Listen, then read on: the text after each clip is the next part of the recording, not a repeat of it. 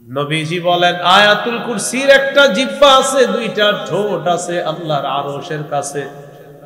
সদা সর্বদা আয়াতুল কুরসি তার জিহ্বা আর দুই ঠোঁট দিয়ে আল্লাহর পুত পবিত্রতা বর্ণনা করছে। পাঁচ ওয়াক্ত নামাজের পর প্রতিনিয়ত আয়াতুল কুরসি আমরা সবাই পড়ব, বলেন ইনশাআল্লাহ। বুলুগুল মারাম হাদিসের কিতাব 97 নম্বর হাদিস।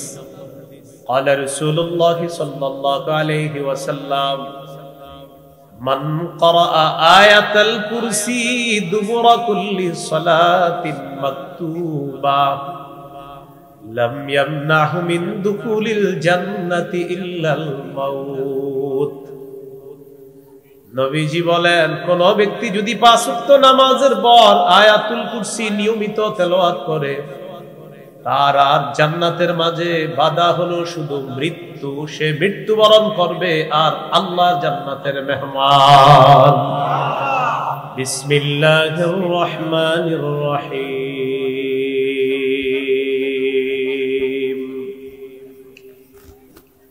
আল্লাহু লা ইলাহা ইল্লা হুয়াল হাইয়ুল কাইয়্যুম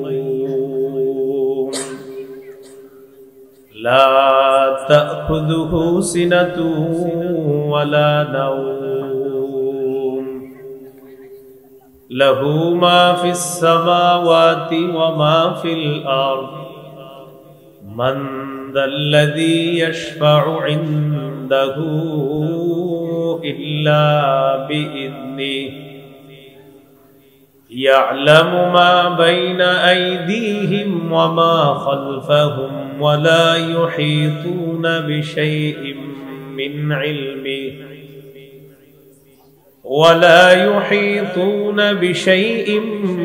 علمه إلا بما شاء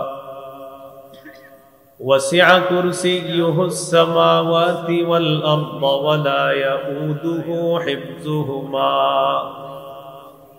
وهو العلي العظيم وقال رسول الله صلى الله عليه وسلم والذي نفسي بيده إن لها لسانا وشفتين تقدس الملك عند ساق العرش أو كما قال عليه الصلاة والسلام اللهم صل على محمد وعلى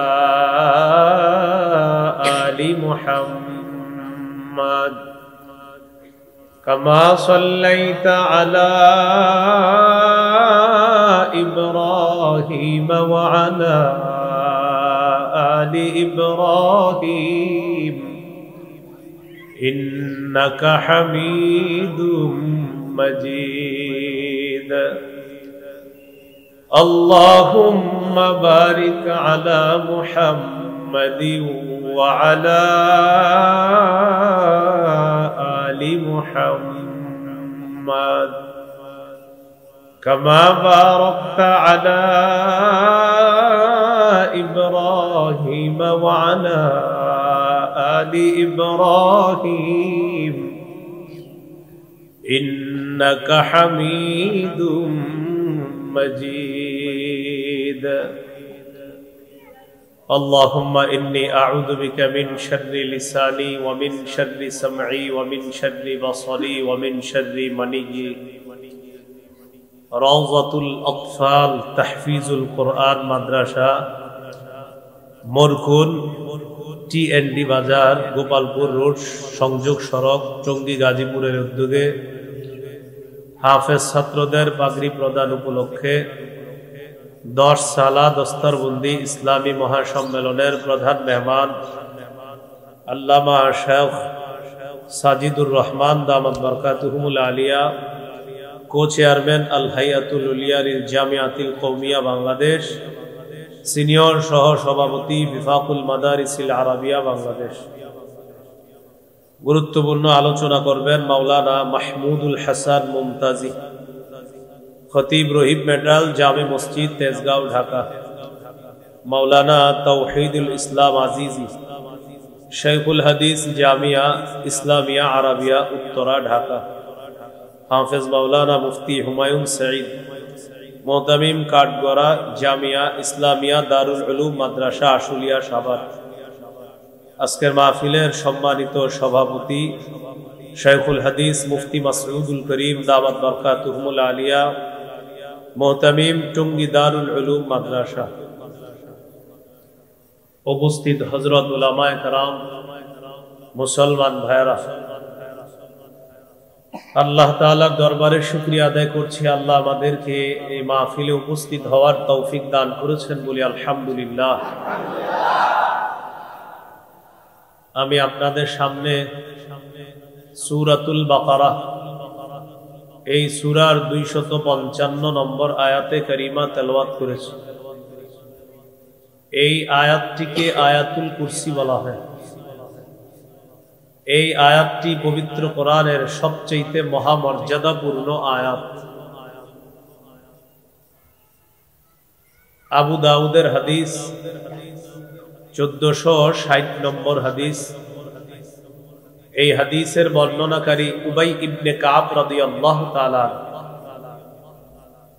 রাসূলুল্লাহ সাল্লাল্লাহু আলাইহি ওয়াসাল্লাম বলেন, আবাল মুনদিরি আইয়ু আয়াতিন মাআকা মিন কিতাবিল্লাহি আযম। ও আবুল মুনজির, আবুল মুনদির হলো উবাই ইবনে কাব রাদিয়াল্লাহু তাআলা আনহুর উপনাম। রাসূলুল্লাহ সাল্লাল্লাহু আলাইহি সাল্লাম তাকে জিজ্ঞাসা করলেন, ও আবুল মুনদির উবাই ইবনে কাব, আল্লাহর কোরআনের যতগুলো আয়াত তোমার কাছে আছে, এই আয়াতগুলোর মধ্যে সবচাইতে মহামর্যাদাপূর্ণ আয়াত তোমার কাছে কোনটি মনে হয়? সাহাবী জবাব দিলেন, আল্লাহু ওয়া রাসূলুহু আ'লাম। এই ব্যাপারটা আল্লাহ এবং তার রাসূল ভালো জানেন। রাসূলুল্লাহ সাল্লাল্লাহু আলাইহি সাল্লাম আবার জিজ্ঞাসা করলেন, আবাল মুনদিরি আইয়ু আয়াতিন মাআকা মিন কিতাবিল্লাহি আযম। ও আবুল মুনজির উবাই ইবনে কাব, আল্লাহর কোরআনের কোন আয়াতটি তোমার কাছে সবচেয়ে মহামর্যাদাপূর্ণ আয়াত বলে মনে হয়? সাহাবী এবার সাহস করে জবাব দিলেন, আল্লাহু লা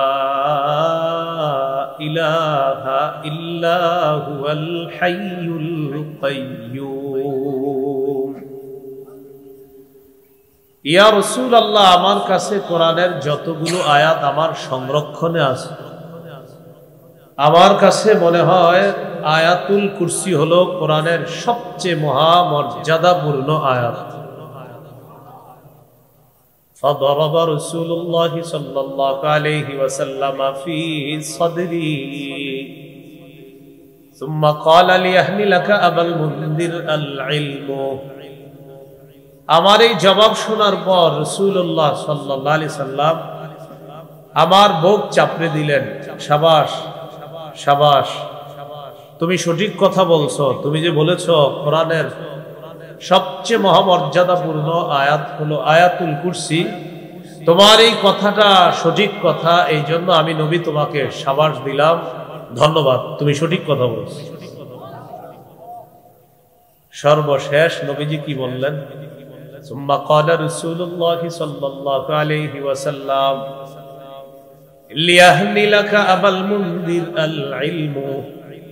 তুমি যে জ্ঞান খাটিয়ে এই জবাবটা দিলা, তোমার এলেম, তোমার বিদ্যা যেন তোমার জন্য আনন্দদায়ক হয়ে যায়, তোমার জ্ঞান, তোমার বিদ্যায় আল্লাহ যেন ভরপুর বরকত দান। আয়াতুল কুরসি পবিত্র কোরআনের সমস্ত আয়াতের সর্দার। তিরমিজির হাদিস 2878 নম্বর হাদিস। এই হাদিসের বর্ণনাকারী আবু হুরায়রা রাদিয়াল্লাহু তাআলা তিনি বলেন, عن أبي هريرة رضي الله تعالى عنه قال قال رسول الله صلى الله عليه وسلم لكل شيء سنام وإن سنام القرآن سورة البقرة فيها آية هي سيدة آي القرآن هي آية الكرسي রাসূলুল্লাহ সাল্লাল্লাহু আলাইহি সাল্লাম বলেন, প্রত্যেকটা জিনিসের একটা চূড়ান্ত শাখা আছে, সর্বোচ্চ শাখা। পবিত্র কোরআনের সর্বোচ্চ চূড়া বা সর্বোচ্চ শাখা হলো সূরাতুল বাকারা। সূরা বাকারা এমন একটি আয়াত আছে যে আয়াতটির নাম হলো আয়াতুল কুরসি। এই আয়াত কোরআনের যতগুলো আয়াত আছে ৬,২৩৬টি আয়াতের মধ্যে আয়াতুল কুরসি হলো সমস্ত আয়াতের সর্দার। হাদিসের একটি কিতাব মাজমাউজ জাওয়ায়েদ, এই কিতাবের ৬ নম্বর খণ্ড ৩২৪ নম্বর পৃষ্ঠা। قال رسول الله صلى الله عليه وسلم والذي نفسي بيده إن لها لسانا وشفتين تقدس الملك عند ساق العرش। নবীজি বলেন, আয়াতুল কুরসির একটা জিহ্বা আছে, দুইটা ঠোঁট আছে আল্লাহর আরশের কাছে। সদা সর্বদা আয়াতুল কুরসি তার জিহ্বা আর দুই ঠোঁট দিয়ে আল্লাহর পুত পবিত্রতা বর্ণনা করছে। ৫ ওয়াক্ত নামাজের পর প্রতিনিয়ত আয়াতুল কুরসি আমরা সবাই পড়বো, বলেন ইনশাআল্লাহ। বুলুগুল মারাম হাদিসের কিতাব ৯৭ নম্বর হাদিস। قال رسول الله صلى الله عليه وسلم من قرأ آية الكرسي دبر كل صلاة مكتوبة لم يمنعه من دخول الجنة إلا الموت। নবীজি বলেন, কোন ব্যক্তি যদি ৫ ওয়াক্ত নামাজের পর আয়াতুল কুরসি নিয়মিত তেলাওয়াত করে, তার আর জান্নাতের মাঝে বাধা হলো শুধু মৃত্যু। সে মৃত্যুবরণ করবে আর আল্লাহর জান্নাতের মেহমান। নিয়মিত আয়াতুল কুরসি পড়বেননি সবাই ইনশাআল্লাহ। আজকে যখন ঘুমাতে যাবেন, ঘুমের আগে আয়াতুল কুরসি পড়বেন নিয়মিত। সহিহ বুখারীর বর্ণনা ২৩১১ নম্বর হাদিস। এই হাদিসের বর্ণনাকারী আবু হুরায়রা রাদিয়াল্লাহু তাআলা সাদকাতুল ফিতরের মাল পাহারা, এই মাল পাহারা দেওয়ার জন্য একজন পাহারাদার দরকার। রাসূলুল্লাহ সাল্লাল্লাহু আলাইহি ওয়াসাল্লাম তার সাহাবী আবু হুরায়রা রাদিয়াল্লাহু তাআলা আনহুকে সাদকাতুল ফিতরের মাল পাহারা দেওয়ার জন্য দায়িত্ব দিলেন। আবু হুরায়রা রাদিয়াল্লাহু তাআলা আনহু বলেন, ওয়াক্কালানি রাসূলুল্লাহ সাল্লাল্লাহু আলাইহি ওয়াসাল্লাম ফি হিফজি যাকাতি রমাদান। রাসূলুল্লাহ সাল্লাল্লাহু আলাইহি ওয়াসাল্লাম সাদকাতুল ফিতরের সম্পদ পাহারা দেওয়ার জন্য রমজান মাসে আমাকে পাহারাদার নিযুক্ত করলেন, আমাকে দায়িত্ব দিলেন। আতানি আতিন ফাজালা ইয়াহসু মিনাত তাআম। রাতের বেলা এক চোর আসছে, চোর আসার পর সাদকাতুল ফিতরের মালে খালি হাত দেয়।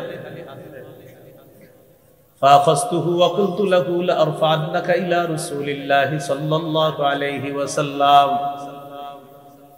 আমি তাকে ধরে ফেললাম আর বললাম, আমি তোমাকে অবশ্যই অবশ্যই আল্লাহ রাসূল সাল্লাল্লাহু আলাইহি সাল্লামের কাছে উপস্থিত করব।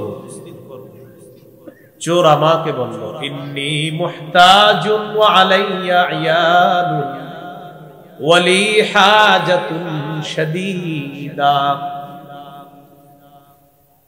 চোর আমাকে বলল, আমি অভাবী মানুষ, আমার দায়িত্বে পরিবার আছে, আমার প্রচন্ড অভাব। আবু হুরায়রা, আমাকে তুমি ছেড়ে দাও, লা আউদু, আমি আর কখনো আসবো না, আমি ওয়াদা করলাম। মায়া লাগছে, চোর ছেড়ে দিছে। চোর ছেড়ে দেওয়ার পর পরের দিন রাসূল সাল্লাল্লাহু আলাইহি সাল্লামের কাছে গিয়েছে।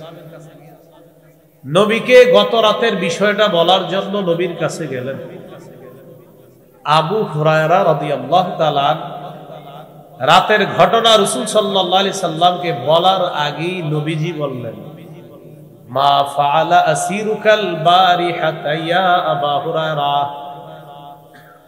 আবু হুরায়রা, গত রাত তোমার বন্দী তোমার সাথে কি আচরণ করেছে? তোমার বন্দীর কি খবর? তোমার চোর তোমার সাথে গত রাত কি আচরণ করেছে?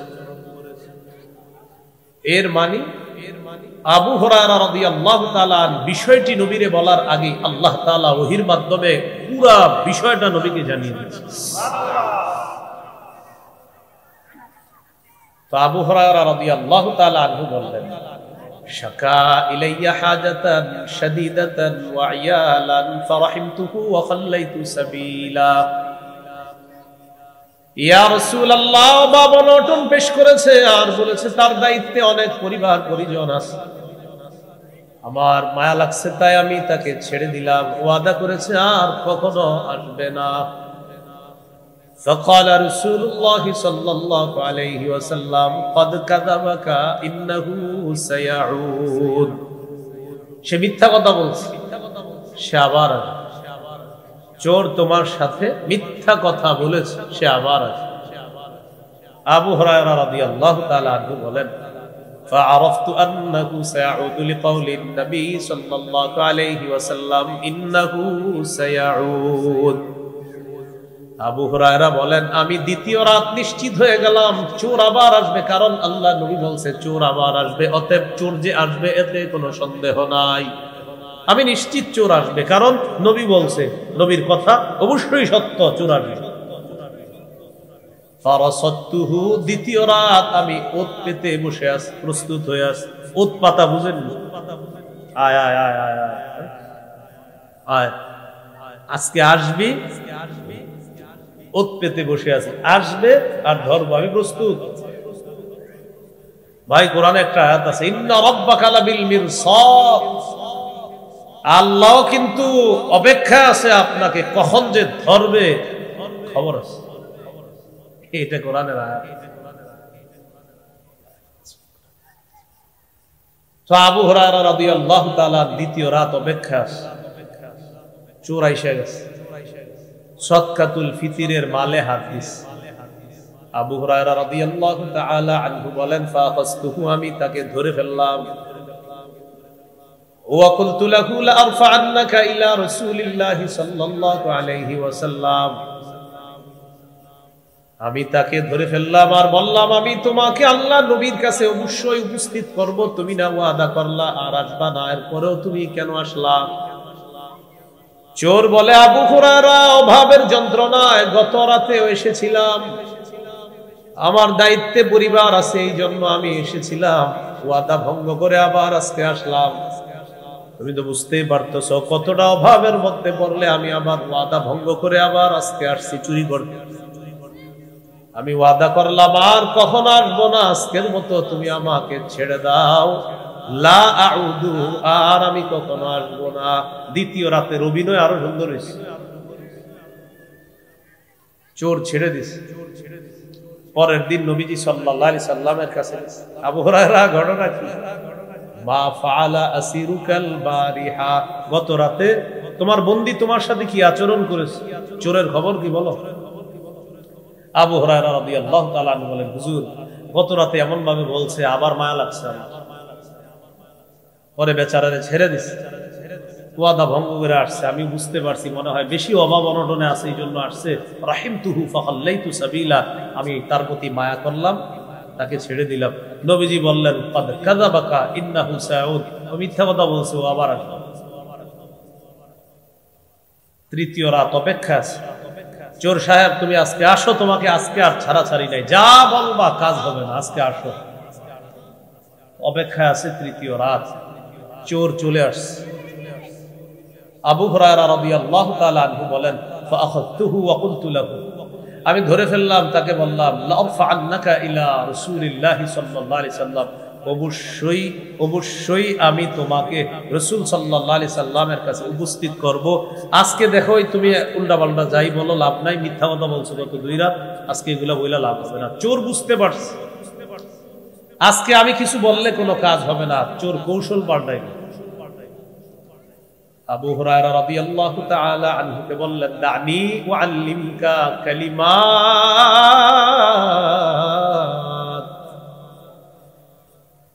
আবু হুরায়রা, আমি বুঝতে পারছি গত 2 রাত আমি তোমার সাথে মিথ্যা কথা বলছি, আজকে কিছু বলে কোনো লাভ নাই, তবে তোমাকে একটা অফার দিতে পারি, দেখো গ্রহণ করবা কিনা। তুমি আমাকে ছেড়ে দাও, যদি ছেড়ে দাও তোমাকে আমি কিছু বিদ্যা শিখাইয়া দিব, যেই বিদ্যা তোমার কাজে আসবে।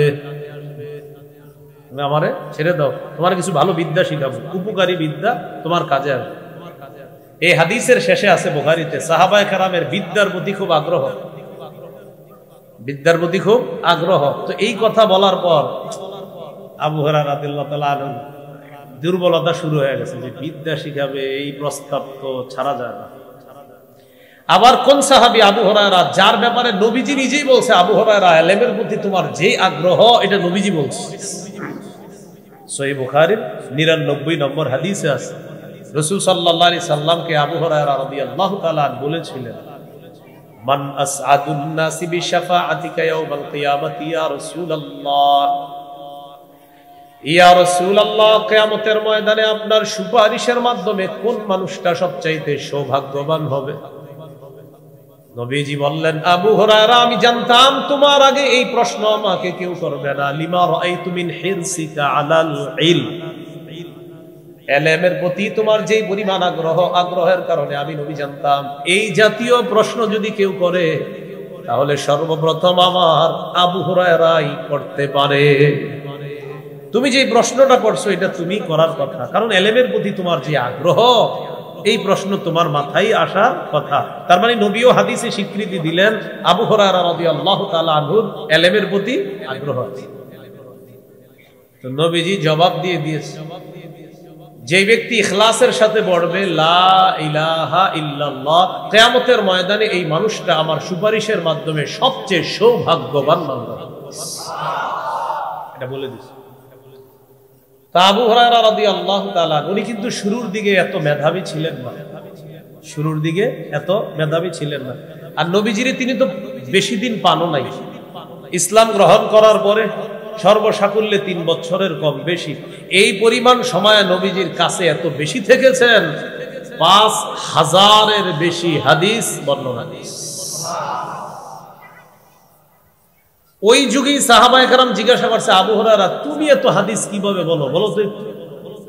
আবু হুরায়রা রাদিয়াল্লাহু তাআলা জবাব দিয়েছে, সহিহ মুসলিমের বর্ণনা, তোমরা কেউ ব্যবসা করছো, কেউ তোমরা বাজারে ছিলা, কেউ কৃষি কাজে ছিলা, আমি নবীর কাছে পড়ে থাকতাম আলা মিলই বাতনি, পেটে ভাতে। পেটে ভাত কাকে বলে? পাইলে খাইতাম, না পাইলে খাইতাম না। নবীর ক্লাস কখনো মিস করতাম না, সারাক্ষণ নবীর পিছনে আমি লেগেই থাকতাম।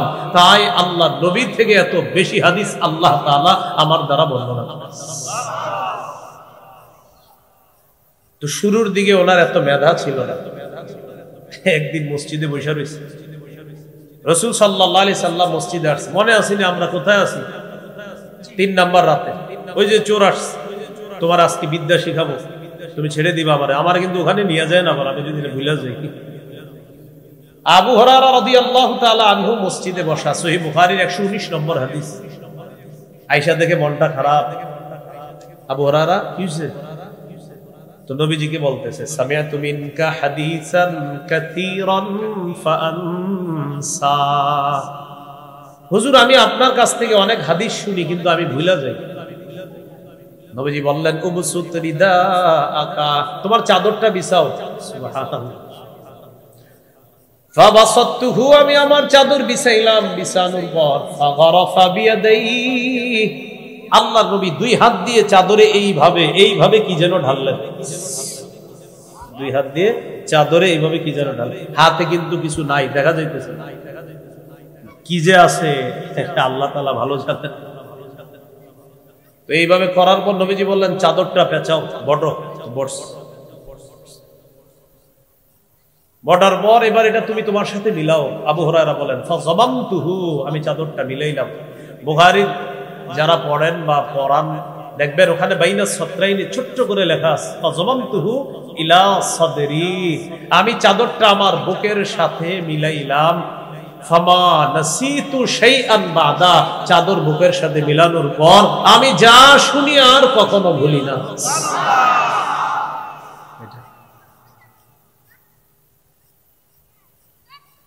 তো আবু হুরায়রা রাদিয়াল্লাহু তাআলা আনহুর ইলমের প্রতি আগ্রহ বেশি।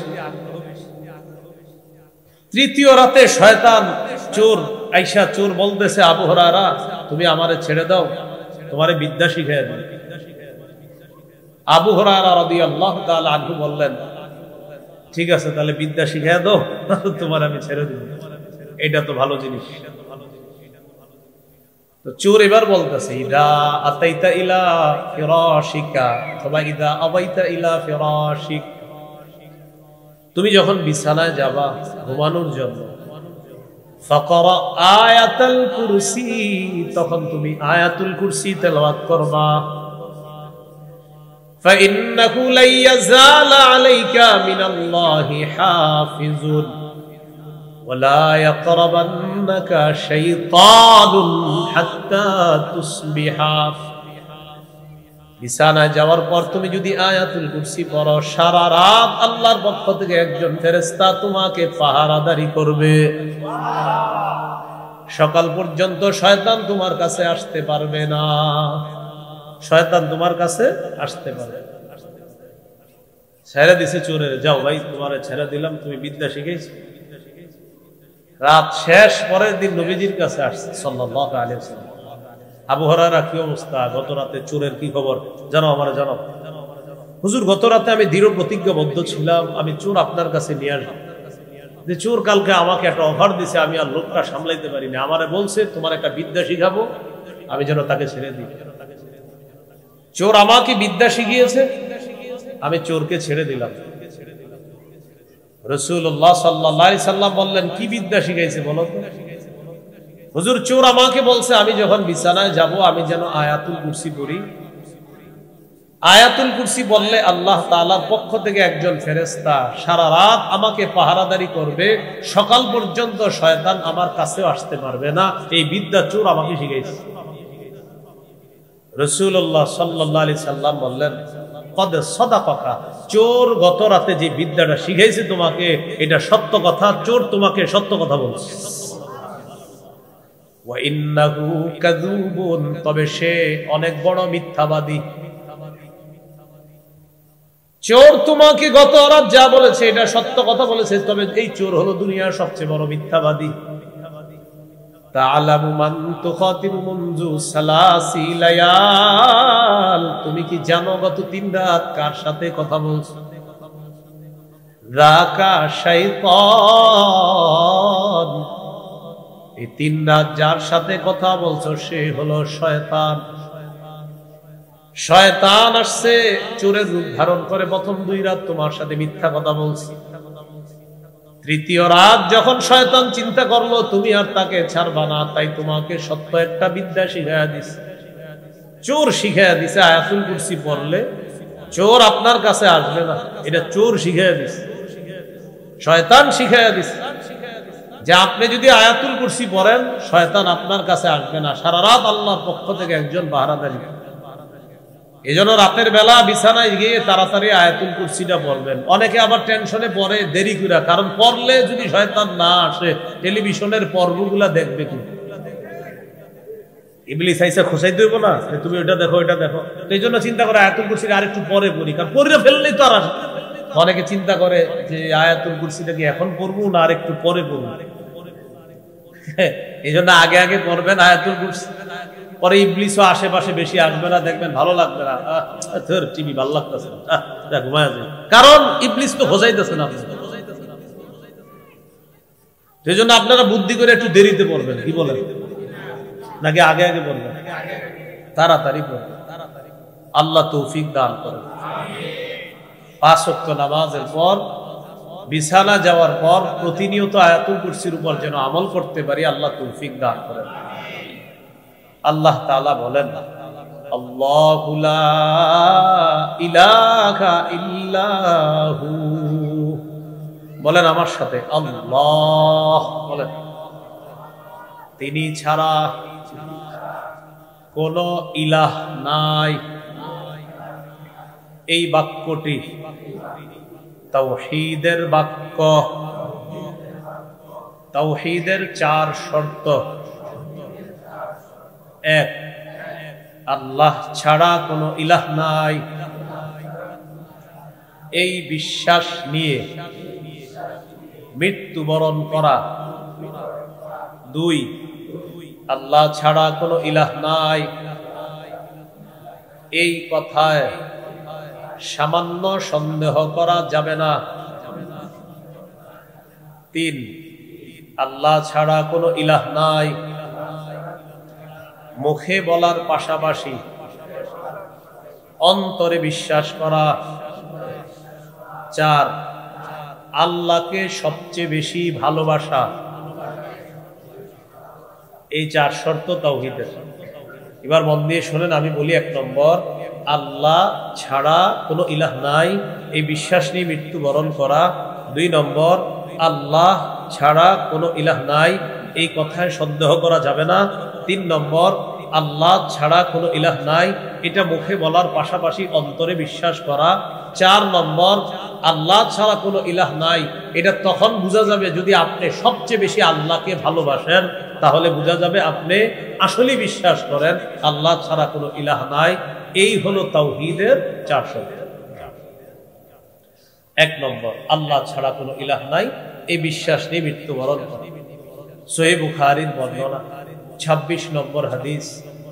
عن عثمان رضي الله تعالى عنه قال قال رسول الله صلى الله عليه وسلم من مات وهو يعلم أنه لا إله إلا الله دخل الجنة। নবীজি বলেন, কোন ব্যক্তি যদি এই বিশ্বাস নিয়ে মারা যায় আল্লাহ ছাড়া কোনো ইলাহ নাই, আমি নবী বলে দিলাম দাখালাল জান্নাহ, সে একদিন জান্নাতে প্রবেশ করবে। আল্লাহ ছাড়া কোনো ইলাহ নাই, এই বিশ্বাস নিয়ে যে মৃত্যুবরণ করবে সে জান্নাতে প্রবেশ করবে। সহিহ বুখারীর 1237 নম্বর হাদিস। রাসূলুল্লাহ সাল্লাল্লাহু আলাইহি সাল্লাম বলেন, জিবরিল আমিন আমার কাছে আসার পর আমাকে বললেন, বাশশির উম্মাতাকা আন্নাহু মান মাতা মিন উম্মাতিকা ওয়া হুয়া লা ইউশরিকু বিল্লাহি শাইআ দাখালাল জান্নাহ। জিবরিল আমিন আসার পর আমাকে বললেন, হাবিব আপনার উম্মতকে আপনি জানা দেন যারা এই অবস্থায় মারা যাবে আল্লাহর সাথে শিরিক করে নাই, এই উম্মতকে আপনি জান্নাতে প্রবেশের সুসংবাদ জানা দেন। শিরিক না করে এই বিশ্বাস রাখা আল্লাহ ছাড়া কোনো ইলাহ নাই। শিরিক মহাজুলুম, এটা করা যাবে না। সূরা লুকমানের 13 নম্বর আয়াতে আল্লাহ বলেন, وَإِذْ قَالَ لُقْمَانُ لِابْنِهِ وَهُوَ يَعِظُهُ يَا بُنَيَّ لَا تُشْرِكْ بِاللَّهِ إِنَّ الشِّرْكَ لَظُلْمٌ عَظِيمٌ। লোকমান হাকিম তার সন্তানকে ওয়াজ করলেন, প্রিয় সন্তান, আল্লাহর সাথে শিরিক করো না, শিরিক মহা জুলুম, শিরিক মহাপাপ। সূরা মাইদার 72 নম্বর আয়াতে আল্লাহ বলেন, ইন্নাহু মাইয়ুশরিক বিল্লাহ ফাকাদ হারামাল্লাহু আলাইহিল জান্নাহ ওয়া মাওয়াহুন নার ওয়া মা লিয-যালিমিনা মিন আনসার। যে ব্যক্তি শিরিক করে মারা যাবে আল্লাহ তার জন্য জান্নাত হারাম করে দেন, তার ঠিকানা হলো জাহান্নাম। বলি নাউজুবিল্লাহ। কবর কেন্দ্রিক শিরিক হয় আমাদের সমাজ, মাজার কেন্দ্রিক শিরিক হয়, এগুলাও করা যাবে না। সহিহ মুসলিমের বর্ণনা 1175 নম্বর হাদিস। এই অনুযায়ী মোট হাদিস সংখ্যা হবে 7453। এই হাদিসের নাম্বারটা আপনাদের পকেটের উস্তাদ অনুযায়ী, আমাদের মাদ্রাসার পাঠ্যপুস্তক অনুসারে 532 নম্বর হাদিস। মোট হাদিস সংখ্যা হবে 3033টা। এই হাদিসের বর্ণনাকারী জুনদুব রাদিয়াল্লাহু তাআলা তিনি বলেন, নবীজি ইন্তেকালের 5 দিন আগে একটা হাদিস বলছে। কয়দিন আগে? সামিআতুন নবী সাল্লাল্লাহু আলাইহি ওয়াসাল্লাম ক্বাবলা আন ইয়ামুতা বি50। নবী ইন্তেকালের 5 দিন আগে আল্লাহ নবীকে আমি বলতে শুনলাম। নবীজি বলেন, আলা ওয়া ইন্না মান কানা ক্বাবলাকুম ইত্তাখাযু কুবুর আমবিয়াইহিম ওয়া সালিহিহিম মাসাজিদা। শোনো, তোমরা তোমাদের পূর্ববর্তী জাতি তাদের নবী আর ওলিদের কবরকে সিজদার স্থান বানিয়েছে। আলা ফালা তাত্তাখিযুল কুবুরা মাসাজিদা।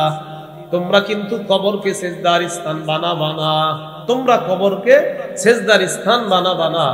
আনহাকুম আন যালিকা, আমি নবী তোমাদেরকে নিষেধ করে গেলাম। বলেন তো, আমাদের দেশে কবর কেন্দ্রিক সিজদা আছে না নাই? এই ওয়াজ করলে আবার আমাদের বিরুদ্ধে মিছিল হয়, আল্লাহর ওলির দুশমনেরা হুঁশিয়ার সাবধান। কি বলে? আল্লাহর ওলির হুঁশিয়ার। আমরা কি ওলির দুশমন? আমরা কি ওলির কবরের দুশমন? কবর কেন্দ্র করে যদি শিরিক হয়, ওলির পায়ের কাছে গিয়ে যদি শিরিক হয়, ওলির কবরকে কেন্দ্র করে যদি গাঁজার আসর বসানো হয়, ওলির কবরকে যদি সেজদা করা হয়, ওলির কবরকে কেন্দ্র করে যদি মেলা বসানো হয়, এই গাঁজা, এই মেলা, এই শিরিকের বিরুদ্ধে আগেও ছিলাম, এখনো আছি। আহলে হক ওলামায়ে কেরাম মরণ পর্যন্ত এগুলার বিরুদ্ধে ছিল, আছে, থাকবে। স্লোগান দেয় আল্লাহর ওলির দুশমনেরা হুঁশিয়ার সাবধান। এক একজনের চুল দেখবেন জটলা, কাপড় লাল, আর স্লোগান দিচ্ছে আল্লাহর ওলির দুশমনেরা হুঁশিয়ার সাবধান। আপনি গিয়ে বলবেন, প্রিয় জটলাওয়ালা ভাই, আপনি স্লোগানটা এইভাবে না দিয়ে বলেন, শিরিকের দুশমনেরা হুঁশিয়ার সাবধান, গাজার দুশমনেরা হুঁশিয়ার সাবধান, গাঞ্জার দুশমনেরা হুঁশিয়ার সাবধান, মেলার দুশমনেরা হুঁশিয়ার সাবধান। তখন বলে, হ্যাঁ, এবার আপনাদের স্লোগান ঠিক আছে, কারণ আমরা শিরিকের বিরুদ্ধে আগেও ছিলাম, এখনো আছি। কিয়ামত পর্যন্ত আহলে হক ওলামায়ে কেরাম শিরিকের বিরুদ্ধে তাদের অবস্থান এটা কঠোর থেকে কঠোর হতেই থাকে। স্লোগান কি সঠিক হইল? তাদের অলির দুশমনেরা হুঁশিয়ার সাবধান। তাহলে আপনি বলে দিবেন কানে কানে, স্লোগান পাল্টাও, বলো কি, শিরিকের দুশমনেরা, গাঞ্জার দুশমনেরা হুঁশিয়ার সাবধান, এইভাবে বলো। তাওহীদের কয় শর্ত? কয় শর্ত? 1 নম্বর, আল্লাহ ছাড়া কোনো ইলাহ নাই, এই বিশ্বাস নিয়ে মৃত্যুবরণ করা। 2 নম্বর, আল্লাহ ছাড়া কোনো ইলাহ নাই এই কথায় সামান্য সন্দেহ করা যাবে না। সূরা হুজুরাতের 15 নম্বর আয়াতে আল্লাহ বলেন, ইন্নামাল মুমিনুনা আল্লাযীনা আমানু বিল্লাহ ওয়া রাসূলিহি সুম্মা লাম ইয়ারতাবু ওয়া জাহাদু বিআমওয়ালিহিম ওয়া আনফুসিহিম ফি সাবিলিল্লাহ উলাইকা হুমুস সাদিকুন। আল্লাহ তাআলা বলেন, খাঁটি মুমিন হলো তারা যারা আল্লাহকে বিশ্বাস করে, রাসূলকে বিশ্বাস করে, সামান্য সন্দেহ করে না। ওয়া জাহাদু বিআমওয়ালিহিম ওয়া আনফুসিহিম ফি সাবিলিল্লাহ, যারা জানমাল নিয়ে আল্লাহর রাস্তায় লড়াই করে। 1 নাম্বার আল্লাহকে বিশ্বাস করে, 2 নাম্বার রাসূলকে বিশ্বাস করে, কোনো সন্দেহ করে না। 3 নম্বর জানমাল নিয়ে আল্লাহর রাস্তায় লড়াই করে। আল্লাহ তাআলা বলেন, তারা হলো খাঁটি মুমিন। উলাইকা হুমুস সাদিকুন, আমি আল্লাহ কোরআনে তাদেরকে খাঁটি সত্যবাদী বলে ঘোষণা করলাম। কয় গুণ? 3 গুণ। আল্লাহকে বিশ্বাস, রাসূলকে বিশ্বাস, একটু সন্দেহ করা যাবে না, জানমাল নিয়ে আল্লাহর রাস্তায় লড়াই করা। 28 নম্বর পারা, 11 নম্বর পৃষ্ঠা, সূরাতুস সাফফি 10-11 নম্বর আয়াতে আল্লাহ তাআলা বলেন, ইয়া আইয়ুহাল্লাযীনা আমানু হাল আদুল্লুকুম আলা তিজারা হাল আদুল্লুকুম আলা তিজারাতিন তুনজিকুম মিন আযাবিন আলীম।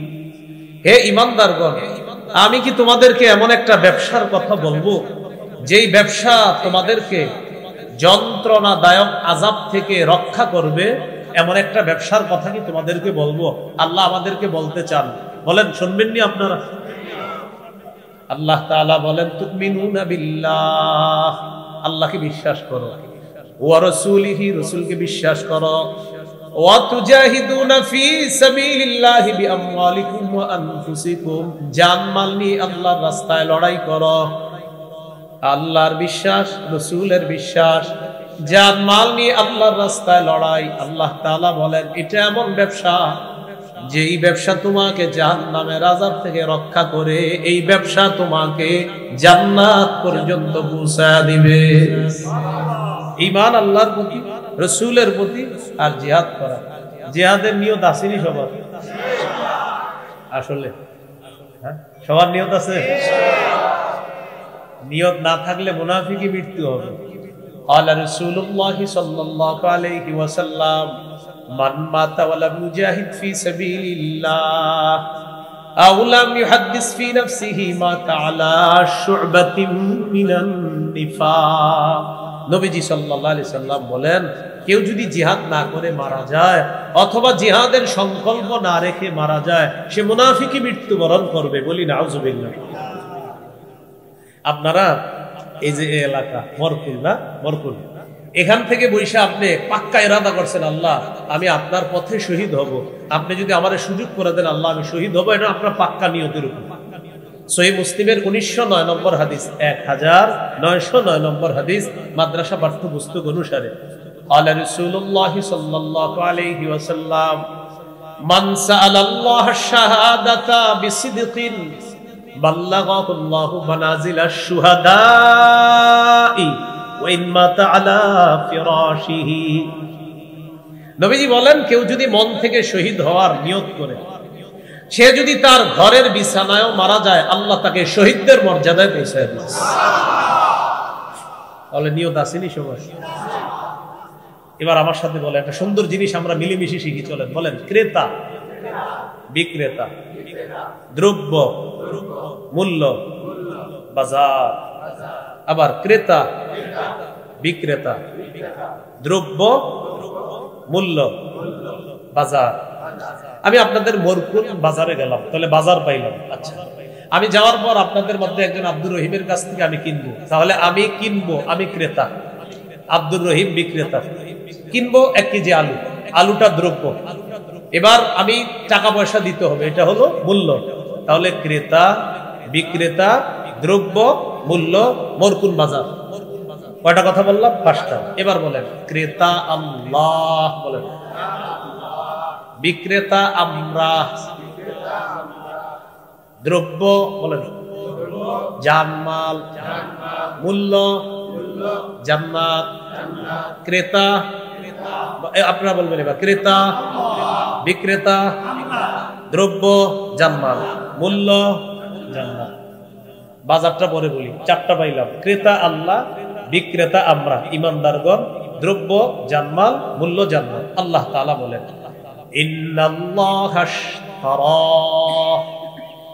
নিশ্চয়ই আল্লাহ ক্রয় করে নিয়েছেন, আল্লাহ হলেন ক্রেতা।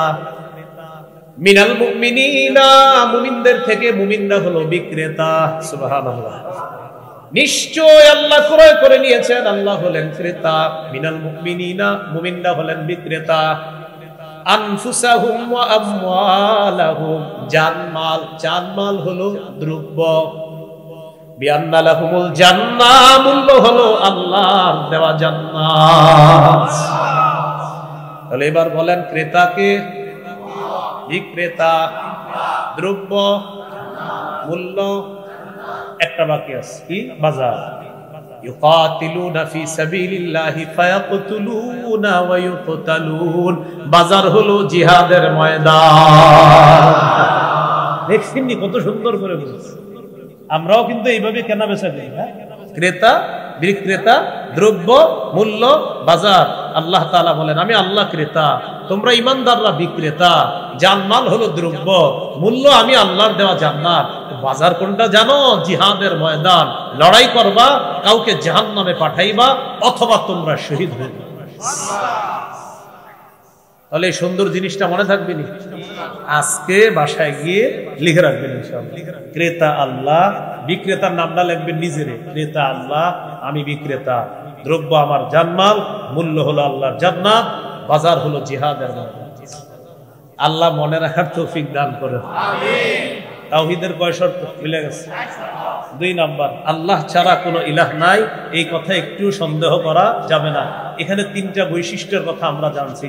আল্লাহকে বিশ্বাস করা, রসুলকে বিশ্বাস করা, একটু সন্দেহ না করা, আর জানমাল নিয়ে আল্লাহর রাস্তায় লড়াই করা, তারা খাঁটি ইমানদার, আর তারা হলো কোরআনের ভাষায় খাঁটি সত্যবাদী। শর্ত নাম্বার 3, আল্লাহ ছাড়া কোনো ইলাহ নাই, এটা মুখেও বলা, অন্তরে বিশ্বাস করা। সূরাতুল ফাতহ 11 নম্বর আয়াতে আল্লাহ বলেন, ইয়াকুলুনা বিআলসিনাতিহিম মা লাইসা ফি কুলুবিহিম। কিছু মানুষ আছে এমন, তারা তাদের মুখ দিয়ে যা বলে আসলে এটা তাদের মনের কথা না। মুখ দিয়ে যেটা বলে মনের কথা এটা না। গাজীপুর, টঙ্গীর এই মোরকুন আশেপাশের ওলামায়ে কেরাম ঘোষণা করছে, আগামী অমুক তারিখে টঙ্গীর সেই বিশাল ময়দানে নবীর ইজ্জত নিয়ে একটা মিছিল হবে, মিটিং হবে, কারা কারা যাবেন? তখন সবাই হাত তুলে বলছে আমরা যাব। হাত তুলে এটা বলার পর আসার সময় কয় সবাই যেহেতু যাবে আমি না গেলেও হবে। সবাই যেহেতু যাবে আমি না গেলেও না, এটা বলা না, বলতে হবে এইভাবে। আল্লাহর ইজ্জত, রাসূলের ইজ্জত রক্ষা করার জন্য কেউ যাবে বা না যাবে আমি জানি না, আমি যাব। এটা যদি আপনার স্পৃহা থাকে বোঝা যাবে আপনার মুখ আর ভিতরে। মুখেও বলতেছেন রব আমি আপনারে বেশি ভালোবাসি, রব আপনি ছাড়া কোনো ইলাহ নাই, আপনাকে বিশ্বাস করি, মুখেও বলতেছি।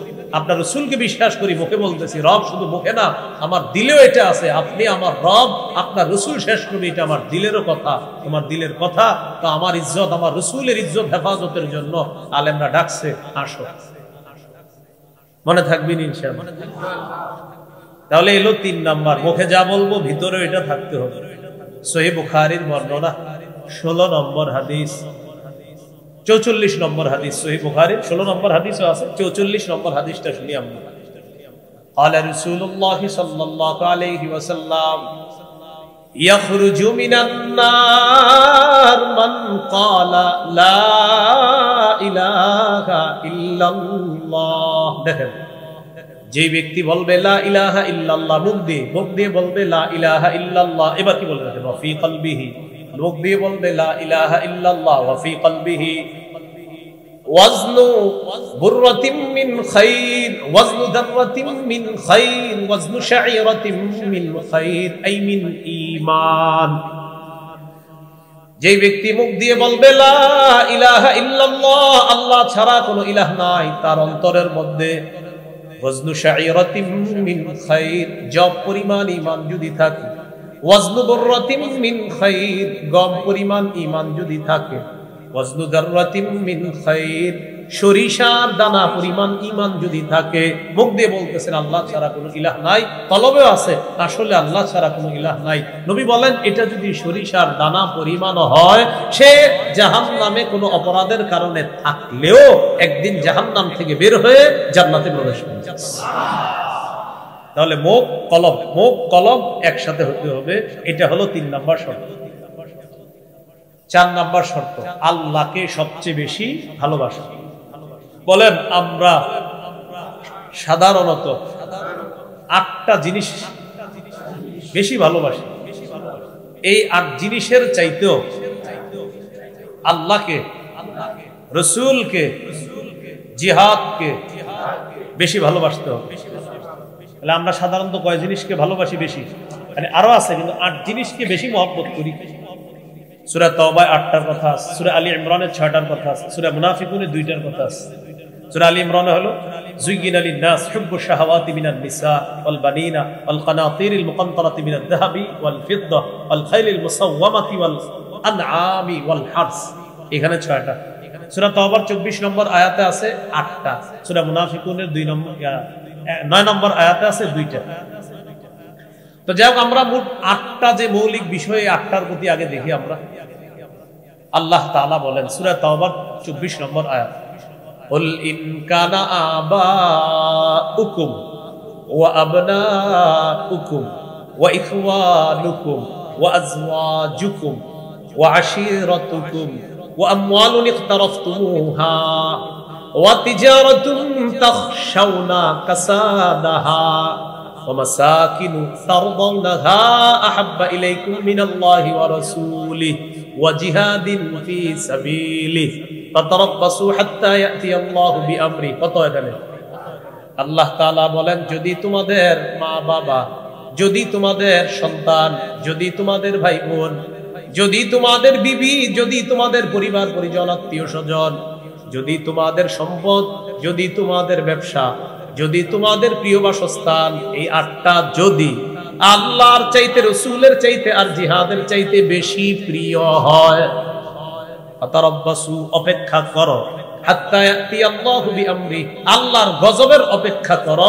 এই 8 জিনিস যদি আল্লাহর চেয়ে বেশি প্রিয় হয়, রাসূলের চেয়ে বেশি প্রিয় হয়, জিহাদের চেয়ে বেশি প্রিয় হয়, আল্লাহর গজবের অপেক্ষা করো। তাহলে কি শিখলাম? এই 8 জিনিসের চাইতে আল্লাহকে বেশি ভালোবাসতে হবে, রাসূলকে বেশি ভালোবাসতে হবে, জিহাদকে বেশি ভালোবাসতে হবে। আল্লাহ বলছে যদি এগুলোর চেয়ে বেশি ভালোবাসো, আল্লাহর চেয়ে বেশি ভালোবাসো, নবীর চেয়ে বেশি ভালোবাসো, জিহাদের চেয়ে বেশি ভালোবাসো, তাহলে আযাবের অপেক্ষা করো। শিখলাম হলো এই 8 জিনিসের চাইতে বেশি আল্লাহকে ভালোবাসতে হবে, রাসূলকে ভালোবাসতে হবে, জিহাদকে ভালোবাসতে হবে। বলেন ইনশাআল্লাহ। তাহলে সবচেয়ে বেশি ভালোবাসবো কাকে? সবচেয়ে বেশি আল্লাহকে, এরপর রাসূলকে সাল্লাল্লাহু আলাইহি সাল্লাম, এরপর জিহাদ ইত্যাদি আরো মাসালা। সহিহ বুখারীর 16 নম্বর হাদিস, قال رسول الله صلى الله عليه وسلم, নবীজি বলেন, সালাসুল মান কুন্না ফীহি ওয়াজাদা হালাওয়াতাল ঈমান। কারো মধ্যে যদি 3টা বৈশিষ্ট্য থাকে, সে তার অন্তরের মধ্যে ঈমানের স্বাদ আস্বাদন করতে পারবে। 1 নম্বর, আইয়াকুন আল্লাহু ওয়া রাসূলুহু আহাব্বা ইলাইহি মিম্মা সিওয়াহুমা। 1 নম্বর, আল্লাহ এবং তার রাসূল ছাড়া যা কিছু আছে সব কিছুর চাইতে আল্লাহ এবং তার রাসূল বেশি প্রিয় হওয়া। 2 নম্বর, আইয়ুহিব্বাল মারআ লা ইউহিব্বুহু ইল্লা লিল্লাহ। কোন মুসলমানকে একমাত্র আল্লাহর জন্য ভালোবাসা। 3 নম্বর, ওয়া আইয়াকরাহা আইয়াউদা ফিল কুফরি কামা ইয়াকরাহু আইয়ুখদাফা ফিন নার। আগুনের মধ্যে পুড়ে যাওয়া যেমন অপছন্দ, কুফরিতে ফিরে যাওয়া তেমন অপছন্দ করা। দুনিয়া যদি আপনার সামনে রাখা হয়, এই তুমি আগুনে ঝাঁপ দিয়ে পুড়ে মরে যাও, ধর্মী আপনার মাথা খারাপ, আমি পুড়ে মারা গেলে টাকা দিয়ে করবো, এত বেশি। আচ্ছা ঠিক আছে, বুঝলাম। আচ্ছা নাও, কোটি কোটি টাকা নাও, তুমি কুফরি করো।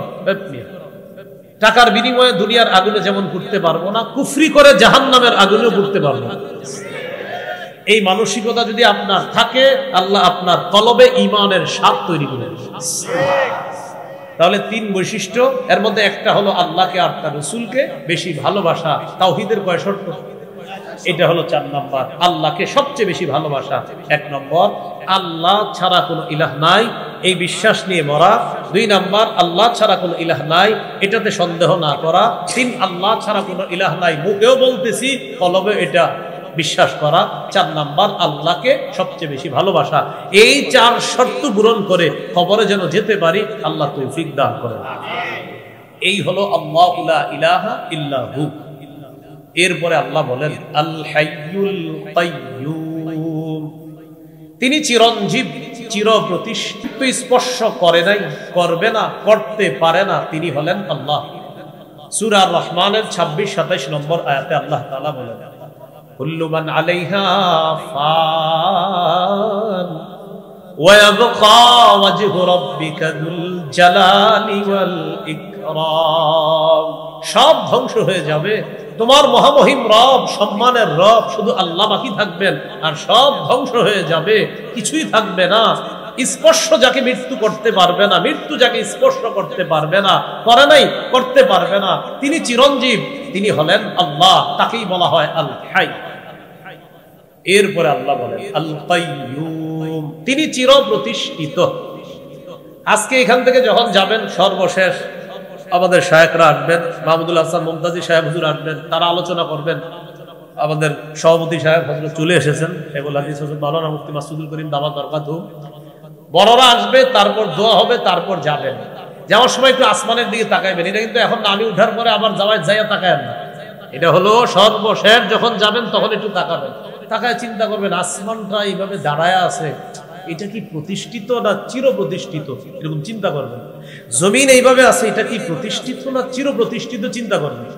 তো তো আল্লাহ তাআলা সূরা রুমের 25 নম্বর আয়াত 21 নম্বর পারা 6 নম্বর পৃষ্ঠাে আল্লাহ জবাব দেয়, ওয়ামিন আয়াতিহি আন তাকুমাস সামাউ ওয়াল আরদু বিআমরিহি। আল্লাহ তাআলা বলেন, আল্লাহ নিদর্শনাবলীর মধ্যে এটা একটা নিদর্শন, আল্লাহর আসমান দাঁড়িয়ে আছে, প্রতিষ্ঠিত আছে আল্লাহর হুকুমে। সুবহানাল্লাহ। জমিন প্রতিষ্ঠিত আছে আল্লাহর হুকুমে, তবে আসমান চির প্রতিষ্ঠিত না। প্রতিষ্ঠিত, চির না। জমিন প্রতিষ্ঠিত, চির না। আল্লাহর হুকুম আছে, আসমান দাঁড়িয়ে আছে, আল্লাহ হুকুম করবে, ধ্বংস হয়ে যাবে, জমিন ধ্বংস হয়ে যাবে, তাহলে এগুলা প্রতিষ্ঠিত। এবার প্রশ্ন করবেন, আল্লাহ এটা এইভাবে রাখছে, কিভাবে রাখলেন? আল্লাহ তাআলা বলেন, ওয়াজআলনাস সামাআ সাকফাম মাহফুজা, আমি সুরক্ষিত ছাদ হিসাবে এই আসমান তোমাদের উপর আমি এটা এইভাবে করে দিয়েছি। এবার জমিনের দিকে তাকায় চিন্তা করবেন, জমিনের নিচে পানি, তো জমিন তো আমাদেরকে নিয়ে হেলতেছে না, দুলতেছে না, চেয়ারটা সুন্দর বসে আছে, জমিনও নড়তেছে না, আপনারা সুন্দর বসা, ঘটনা কি আশেপাশের বিল্ডিং গুলাও নড়ে না? আল্লাহ তাআলা বলেন, ওয়াজআলনাল জিবালা আওতাদা, আমি মজবুত পাহাড়কে পেরেক হিসাবে ভাসমান জমিনের উপর বসায়া দিয়া জমিনের নড়াচড়া বন্ধ করে তোমাদের বসবাসের উপযোগী করে দিলাম। তাহলে বলেন তো, জমিনের উপর পেরেকের নাম কি? পাহাড়। এটা পেরেক, এটা দিয়ে আল্লাহ বসায়া দিয়েছে। এবার বলেন তো, আসমান চির প্রতিষ্ঠিত, প্রতিষ্ঠিত, জমিন প্রতিষ্ঠিত কার হুকুমে? আল্লাহ তাআলা হুকুম করবেন, আসমান ধ্বংস হয়ে যাবে, জমিন ধ্বংস হয়ে যাবে। এর মানে সবকিছু প্রতিষ্ঠিত হতে পারে, চির না।